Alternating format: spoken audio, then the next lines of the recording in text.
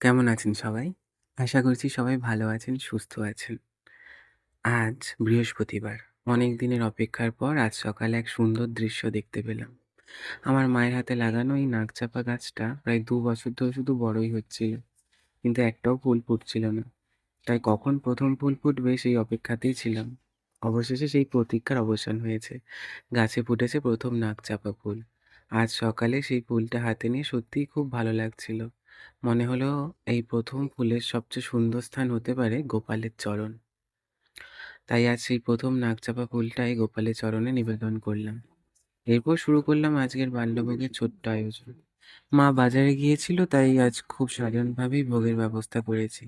চাল ডাল ধুয়ে ভিজিয়ে রেখেছিলাম, আলু কাঁচকলা আর সামান্য কিছু সবজি কেটে নিলাম।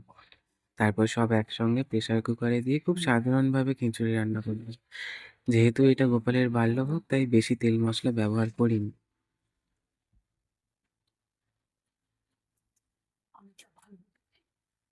যেটুকু মশলাপাতি দিলে একেবারেই চলবে না সেটুকু মানে খুব সামান্য পরিমাণে দিয়ে প্রেসার কুকারের ঢাকনা চাপা দিয়ে গ্যাসে বসিয়ে দিয়েছিলাম।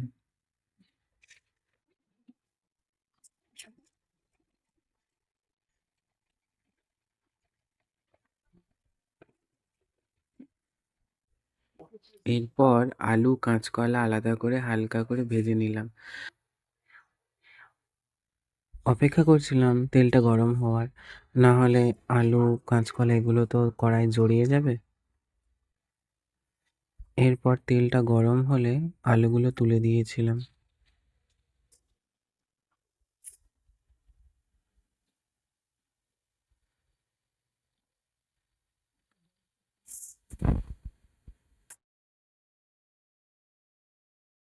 এপাশে আমার আলুটা ভাজা হয়ে গিয়েছিল আর ওপাশে খিচুড়িরও সিটি পড়ছিল।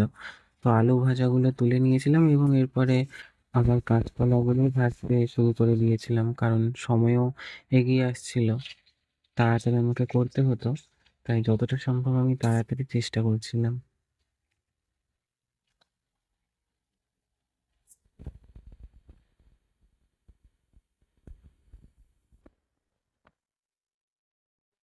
এপাশে আমার আলু আর কাঁচকলা ভাজা হয়ে গিয়েছিল এবং ওপাশে খিচুড়িটাও হয়ে গিয়েছিল। তো এরপর ঘরে থাকা মিষ্টি দিয়ে ভগবানের বাল্যভোগের থালাটা সাজিয়ে দিয়েছিলাম এবং যথাসম্ভব বিধি সহকারে ভগবানকে ভোগ লাগিয়ে